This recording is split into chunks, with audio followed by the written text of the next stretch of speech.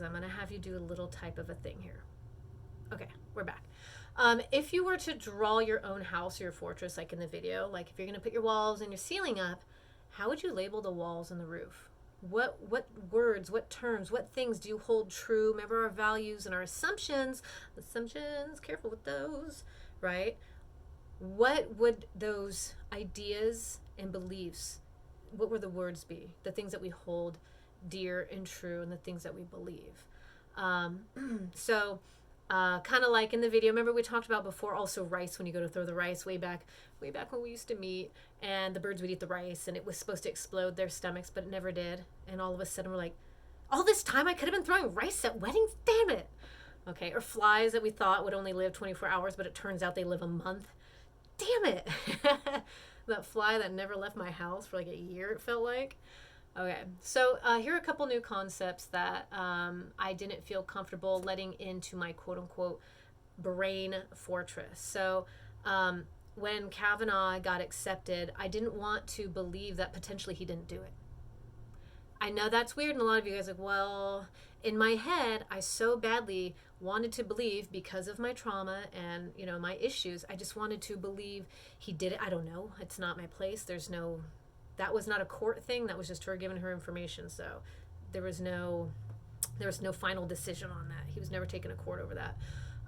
But in my head, I had a really hard time accepting the fact that potentially he didn't do it. It was really hard for me because in my house, I'm all, nope, I'm a victim. They're victims. I trust them. Right? So that was kind of one of those things that for me was really hard to understand or accept. Also, something that some of you might have a hard time in your little house is, my parents lived a life similar to mine. My parents were me at one point. My parents have done the same things I have. And that's really hard too, because, my parents had sex at one point, and that's weird, right? It's like, no. But they're human beings, and that's something that, like, again, it's hard for us sometimes to accept humans as humans because we have this idea of who they are, where they should lie in the home that we built, right?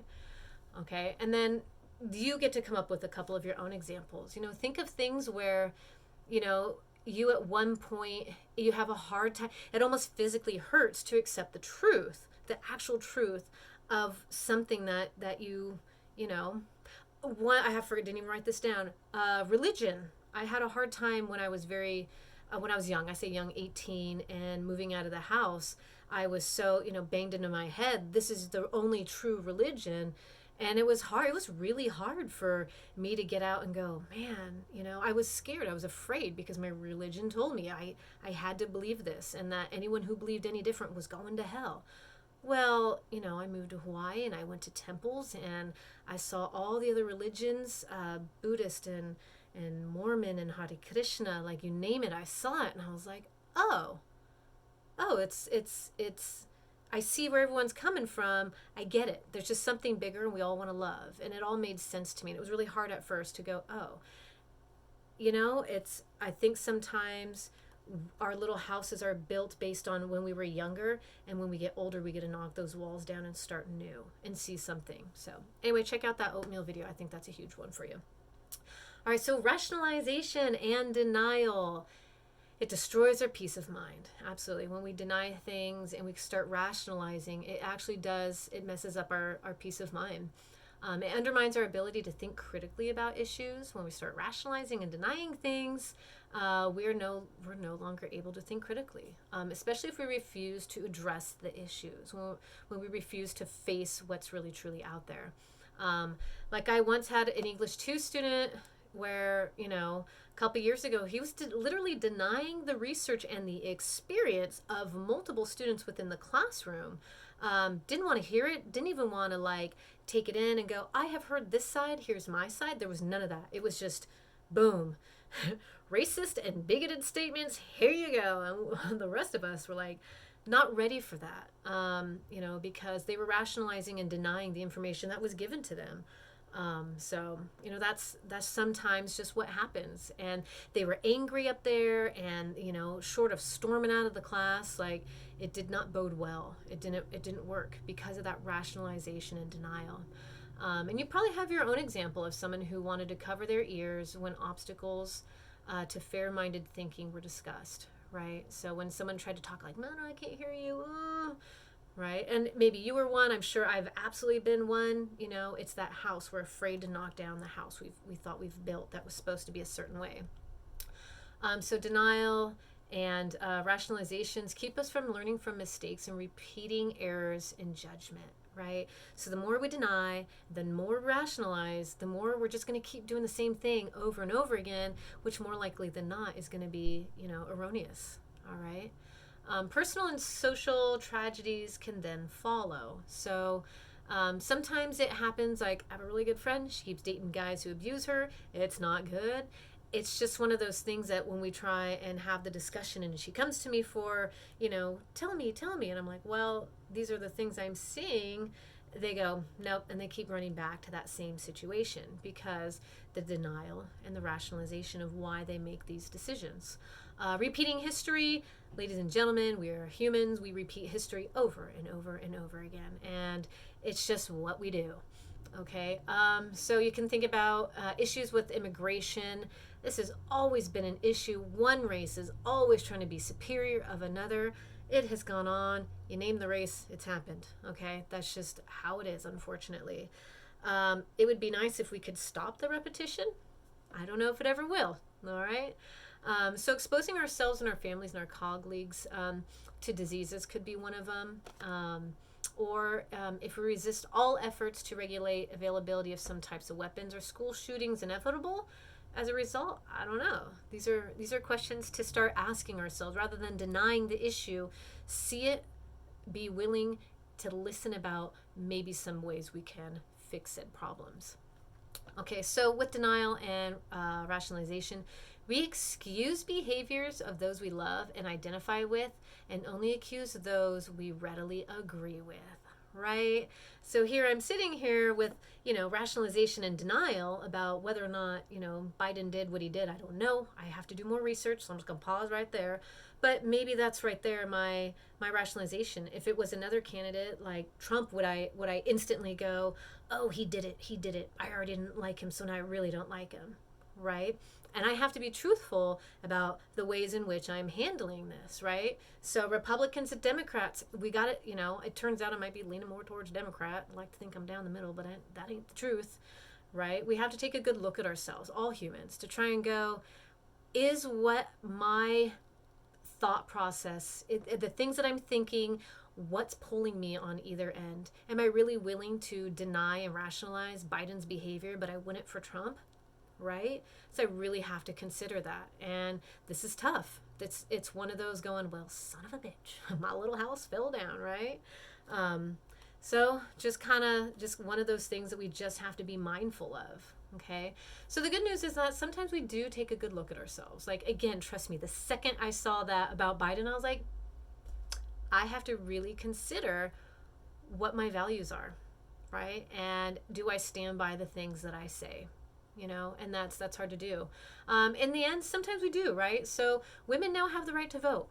Okay, slavery is now regarded as a human right violation. Absolutely, gay people are allowed to marry and serve openly in the military.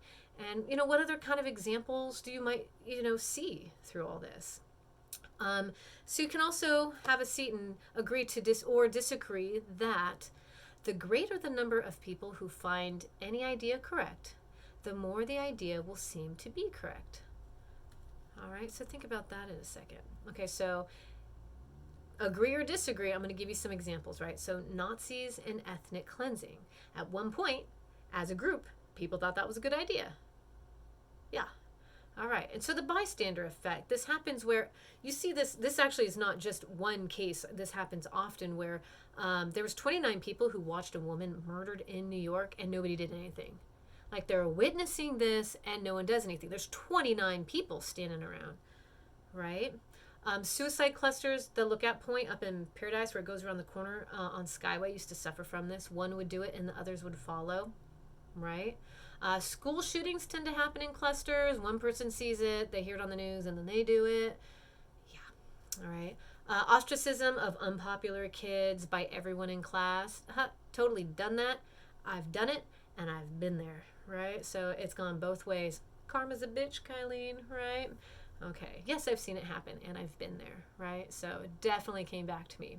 Another example, and the great example, read on page 408, it's that little part, and then the top part of 409 about traffic. Let's see if I even have that. There was a line in there that I really appreciated. I'm trying to get to it. Frequently, the crowd is mistaken because they are not acting on the basis of any superior information, but reacting themselves to the principle of social proof. Ha! All right, so think about that. Go back and read that and then think of that line right there. And groups of people protesting the lockdown of their state or their city.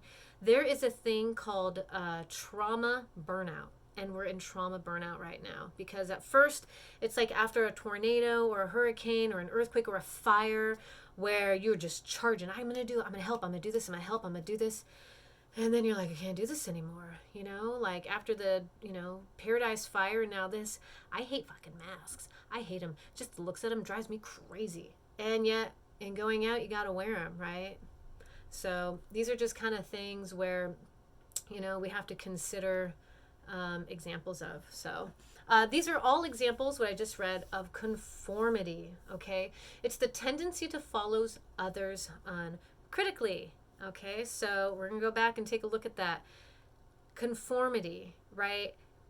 Ethnic cleansing. There was a time where people were like, okay, that's fine. What? Because it was conformity. All right, and so when you think about that, it's either conform or be condemned. Okay, that's where a lot of this mindset comes from. Okay, so at its mildest in a way to gain acceptance to avoid conflict, right? Sometimes it's like, oh, just wear a mask, let's just go with it. And then there's others like, no, I'm not going to wear a mask. I'm going to go out and, do what I got to do. Okay, I'm not saying good or bad. I don't know, I ain't a doctor, so we're not going to go down that road. But at the mildest, the idea of conformity is to gain acceptance and to avoid conflict. And think of schools of fish and they all move together to avoid being the victim of a shark or a dolphin. Okay, so if we all go together, we're not going to get picked off in the end. Okay, so when does conformity become dangerous aside from ethnic cleansing and other things that I'd mentioned? If you are accepting of others' ideas uncritically, you are no longer using your best judgment.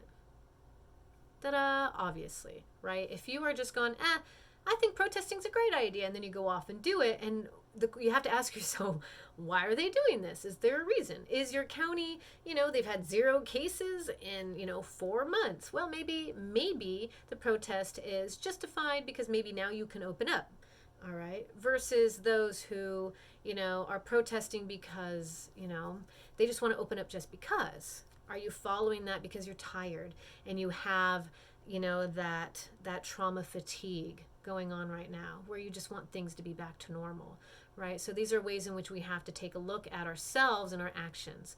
Why are we doing this? Okay. A very wrong idea can get traction and take hold. Happens all the time, right? So first of all, we'll talk about Tide Pod challenges. I'm not judging you if you partook. I actually knew someone who did. I ain't saying names, but let's just say, yeah, right? And I'm not saying if I was a kid, I wouldn't have done it too. But a very wrong idea can take hold very easily. I'm going to give you actually more extreme examples. Like in early Christian belief, they believed that the earth was the center of the universe and that it was circled by the sun that led to the persecution of those like Galileo who said differently, right? So, or the medieval belief, you guys have heard of bloodletting, I'm assuming. The human body balanced of the four humors, and that led doctors. There's doctors here for a quote, for a reason. They use bloodletting as a way of balancing those 4 humors in their patients, and so thousands of people were being bloodletted, where you let the blood out kind of thing, in hopes to balance them out. How many people probably died from that? Think about the Salem witch trials, right? That was another one. Okay, so things in which we held these really strong beliefs and no one questioned it, okay? Or if they questioned it, there were consequences, okay? Is this a dangerous kind of conformity? And is it still happening today? Absolutely. Abso-freaking-lutely. The Bayas are persecuted in Iran, imprisoned for their beliefs. Genital mutilation is still happening down in Africa. And in some hospitals, the U.S., up to 80% of births are actually cesarean. Some people believe in this, some people don't believe in this. The idea here is, what factors might contribute to the high number of statistics of why 5% of births, only 5% of births using cesarean procedures are necessary, but 80% of people are partaking, right? So a lot of times, follow the money, profits for doctors. They push for the procedures in patients. Maybe women who want cesareans tend to choose that particular hospital. Experts at that hospital also. So women who are afraid to give birth vaginally choose that hospital, right? So you're like, I'd rather have a cesarean, so I'm going to go to this hospital because they do it often. Or conformity. Some of the doctors who are there hire other doctors have the same mindset. They think it's a better choice. Okay, so male circumcision is another one, practiced routinely. They say I'd actually argue against this one because they say there's no reasons of it. There's no real reason for it. A lot of it's conformity, but it used to be done for health reasons, to be honest with you. There's other reasons. I don't know. I'm not a doctor. I wish I had a doctorate. Anyway, so even with conformity, though, values will gradually change. Okay, so what we once valued here sometimes start to change through here through conformity. Okay, so in the 1970s, it was only 50 years ago, right? It was believed that only gang members, sailors, and prisoners had tattoos. All right, anyone with a visible tattoo is basically unemployable in a customer service role, and women with tattoos were sluts or whores. No comment. Okay, is this true now? No comment.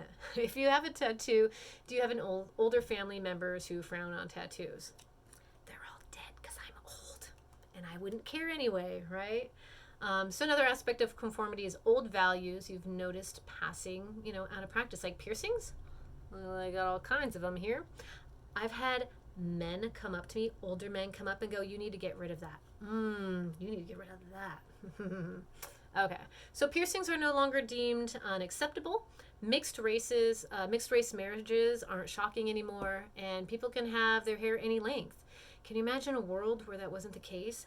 That's wild, man. All right, have you ever been pressured to conform? Of course, especially as a female. Got to be this way. Have to have your hair long. You got to act nice. You can't be direct. Blah, blah, blah. You hear that all the time. Have you noticed that women in our culture these days have to shave everything? I just like to have things shaved. That's a personal thing, but that could also be maybe a social thing. I don't know. Maybe I'm embarrassed. Maybe I want to conform. I don't know. Same thing with long hair. Cut it short, and I instantly feel like Samson, from Samson and Delilah. Cut my hair, and I'm like lost all my power. Right? I just don't feel like myself. I don't know. Maybe that's social conformity that I'm not realizing I'm partaking in. Right? Okay, so groupthink. FYI, groupthink is a noun. It's a person, place, or thing. It is not a verb. Okay, it's not an action word. It's a noun. Okay, so groupthink is an aspect. It's a part of conformity. Okay, it's a tendency to rigidly adhere to the beliefs of the group without question. Okay, religions do this, absolutely. Women must support their husbands, or we believe the earth is X many years old. If you have questions, the belief of the religion, or you're ostracized. I've absolutely had a really good friend of mine who questioned the religion, and man, it was one of those like family, friends are here. You get ostracized, you're here. I'm talking families don't talk to you, friends, you are completely and utterly cast out. Wild, right? Cults do this, white supremacists for sure, and political parties do this, absolutely. Former Secretary of State Condoleezza Rice was admitted later that she had doubts about invading Iraq in 2001. All right, she didn't really think it should have happened. But the then President George Bush said he wasn't going to allow dissenters into the room. You want to know what's going on? You got to just nod and say whatever you say, sir, and you follow suit. I hear that's the same thing happening right now. If you want to be a part of, you just have to say, okay, groupthink, whatever you say, I'm doing it. Okay? And Trump especially, he very often fires people who disagrees with him. Okay, truth, just how it is. Wall Street money managers do this, and this is how the housing crash happened in 2006. Everyone was in denial that the home prices and mortgage bundling was going to continue to rise. They kept thinking it was just going to go on for infinity, and of course it couldn't. So that's how that crash happened. Okay, I believe it was in 2008. This happens in a classroom. A lot of times, everyone goes along with either the teacher or a dominant student. I mean, I'm always right, so why wouldn't you? Okay. All right, so how do we avoid groupthink? In a classroom, instead of a large group discussion where like one voice is dominating, that's a lot of times when I did put you all in small groups, it was so that you can brainstorm and so that one person is not dominating the whole group, but you have little groups that kind of come up with your own ideas together. Let's see here. What else?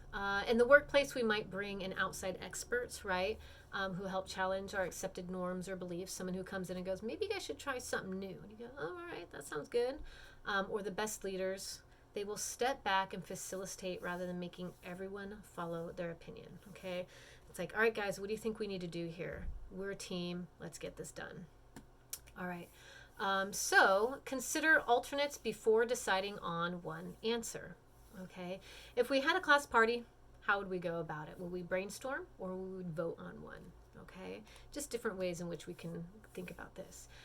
And here we go. We're coming to the end of this. Other defense mechanisms we use are emotional reasoning, overgeneralizing, and mind reading. Emotional reasoning, it's where feelings are the proof that we are analyzing situations accurately. Okay.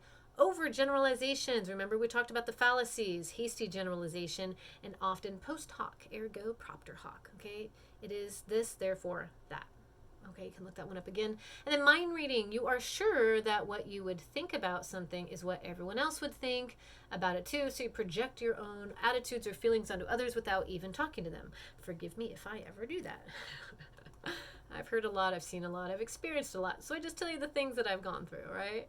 Avoidance. Okay, so avoidance is not in the book, but it's a very common technique whereby you avoid answering a question or discussion, a difficult issue, for example, by making a joke, effectively changing the subject. Haha, right? You guys, you've seen that a lot. Filtering is where people hear only the negative of someone's comments, filtering out all of the positive. People do that with the president, with politicians. This happens often. And sometimes I do this as a teacher when I'm being criticized for whatever. You know, you get a review back and thousands of positive and you get that one negative because it was one student who knew do their work and they got mad about their grade or something, right? And it's the one thing that I focus on rather than all the other positive. It happens. Some of you might be getting a grade. Oh, she gave me this grade when all your other work was fantastic. There's just the one that needed, a little bit more work. It happens totally. Or catastrophizing. Wow, my brain, guys. We're an hour in and I'm burnt. It's where someone anticipates a disastrous outcome to absolutely every problem. Like every time I go to say a flippin' word, okay? Personalizing, absolutely. Many of us do it. Don't intend to, just happens. It's a defense mechanism where everything that happens is related to you personally. All right, so the forest burning in Sonoma County is going to ruin all your plans. Actually, right now, I would personalize the coronavirus where I might have to cancel my wedding in July. We're going to see. But it's going to ruin my wedding plans